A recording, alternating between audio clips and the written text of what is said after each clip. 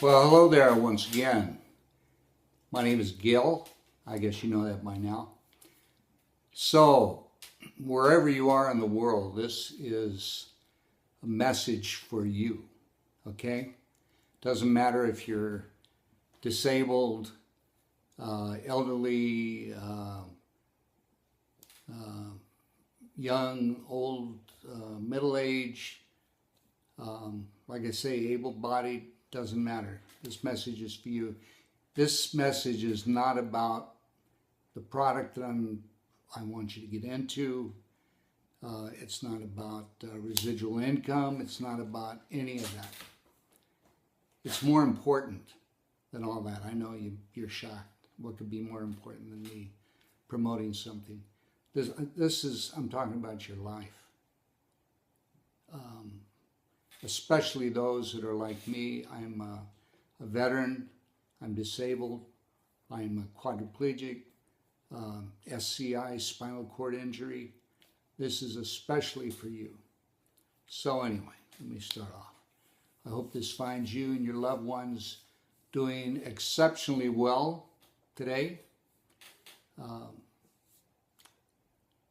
With the winter months quickly approaching once again, I'm going to bring a few remembrances from times past that I emailed or spoke to you last year to light.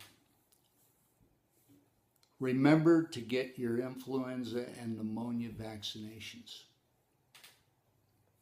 Respiratory complications are the leading cause of deaths among both the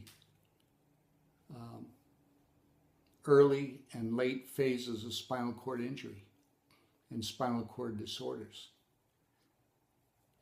People with SCI, spinal cord injury, are 37 times more likely to die from influenza than are comparable individuals in the general population.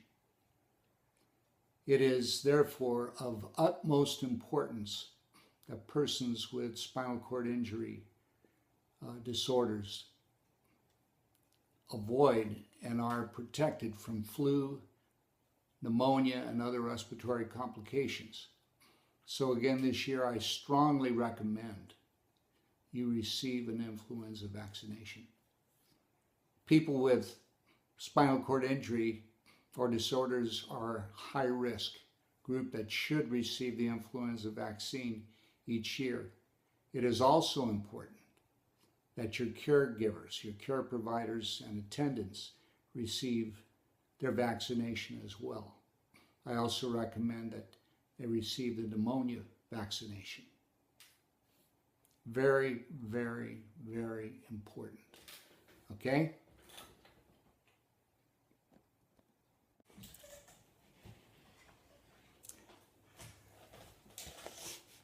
You know, remember, wherever you are in the world, doesn't matter. You can be in the United States, France and Germany and Europe and Australia and the Netherlands and Timbuktu.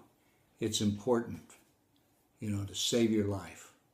People say, oh, you know, I'm not going to get the flu. And, you know, especially with those that are elderly, spinal cord, you know, health issues. The unfortunate thing is if you get pneumonia, and so many people do get pneumonia, and then it's goodbye. So, you know, I'm really not in favor of reading material to you, but I feel this is so important, so here goes. Unlike the flu vaccination, the pneumonia vaccine is given once and then repeated once more after the age of 65. Both of these vaccines can be given at the same time. I got one, I just turned 65. And so the nurse told me that would be the last one I would have to have for the rest of my life, which is pretty cool. The optimal time for you to receive the influenza vaccine is September through November, as I mentioned. If you are a United States veteran, then the SCI outpatient clinic is providing vaccinations Monday through Friday from 8 a.m. to 4 p.m. The pneumonia vaccine is available throughout the year. If you live too far from a veterans hospital or clinic, then contact the nearest VA medical center, local VA outpatient clinic, community and county agencies or local healthcare provider for vaccination, and identify yourself as a high-risk individual. They definitely like to know that. I think nowadays you can get a flu shot. Not sure about pneumonia shot, but I should say vaccination. At a plethora of places. I like that word, plethora. The pharmacy, different pharmacies. Anyway, remember, if you receive your vaccinations from a facility other than the one connected to the veterans, then please let them know so that they can make the necessary changes to your VA records. That's very important. How I know that is because guess who forgot to mention that I got a shingles shot and my vaccinations, both the flu and pneumonia. I hope what I've included in this blog is of help to you with making important decisions to receive the necessary vaccinations that could very well save your life.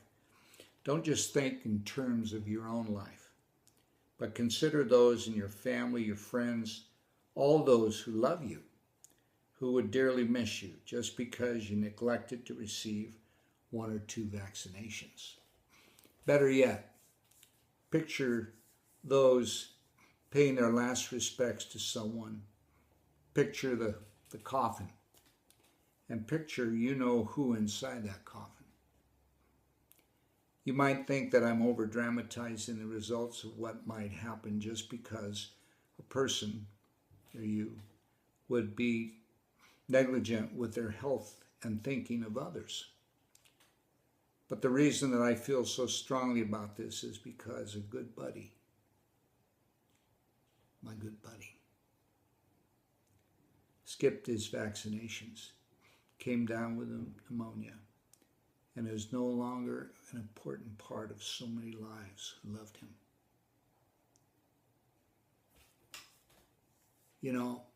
He would go around to schools and talk about how he got his spinal cord injury, being on alcohol and other drugs that he used. And he, of course, will be missed in those schools. He will no longer be able to tell his story and to hopefully help prevent other kids from young people from following in his footsteps. So until next time, I wish you a wonderful life. Take good care of yourself. Stay healthy. God bless you and yours, and I shall talk to you soon. Okay, bye.